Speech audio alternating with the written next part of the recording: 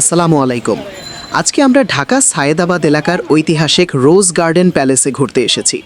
এই বাড়িটি নির্মাণের পেছনে একটি জেদ বা অপমানের গল্প রয়েছে, তা একটু পরে বিস্তারিত বলতেছি। বর্তমানে বাড়িটির নাম রোজ গার্ডেন হলেও স্থানীয় মানুষ বাড়িটিকে হুমায়ুন সাহেবের বাড়ি হিসেবে চেনে। এর পেছনের কারণ হলো 1936 সালে বাড়িটি মৌলভী কাজী আব্দুর রশিদের কাছে বিক্রি করা হয়। তার মৃত্যুর পর তার বড় ছেলে কাজী মোহাম্মদ বশির, যিনি হুমায়ুন সাহেব নামে পরিচিত ছিলেন, তিনি এই বাড়িটির মালিকানা পান। দীর্ঘ সময় তার পরিবারের অধীনে থাকায় এলাকাটিতে এটি এই নামেই পরিচিতি পায়। তবে এই বাড়িটির প্রথম মালিক ও নির্মাতা হলেন ঋষিকেশ দাস। তিনি বিংশ শতাব্দীর প্রথম দিকে ঢাকার একজন অত্যন্ত ধনী ও প্রভাবশালী ব্যবসায়ী ছিলেন। বাড়িটি নির্মাণের পেছনে একটি জেদ বা অপমানের গল্প রয়েছে। ঋষিকেশ দাস তৎকালীন অভিজাত জমিদারদের মতো খানদানি ছিলেন না। একদিন তিনি জমিদার নরেন্দ্র নারায়ণ রায় চৌধুরীর বাগানবাড়ি বলধা গার্ডেনে একটি নাচ গানের আসরে গিয়েছিলেন।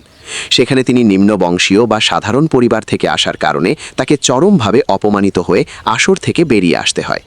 এই অপমানের শোধ নিতে তিনি প্রতিজ্ঞা করেন বলধা গার্ডেনের চেয়েও সুন্দর একটি বাগানবাড়ি তিনি তৈরি করবেন। সেই জেদ থেকেই 1931 সালে তিনি 22 বিঘা জমির ওপর এই প্রাসাদসম বাড়িটি নির্মাণ করেন। এই বাড়িটির অনেক ঐতিহাসিক গুরুত্ব রয়েছে। এই বাড়িটিতে আওয়ামী লীগের জন্ম। 1949 সালের 23 জুন এই বাড়িতেই আওয়ামী মুসলিম লীগ গঠিত হয়েছিল।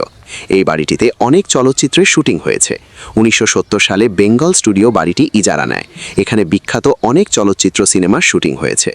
এই বাড়িটি একটি ইউরোপীয় ও মুঘল স্থাপত্যের মিশ্রণে তৈরি, যা 22 বিঘা জমির ওপর নির্মিত।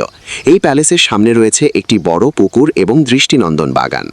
হুমায়ুন সাহেবের বাড়ি থেকে রোজ গার্ডেন প্যালেস নাম হবার ইতিহাস।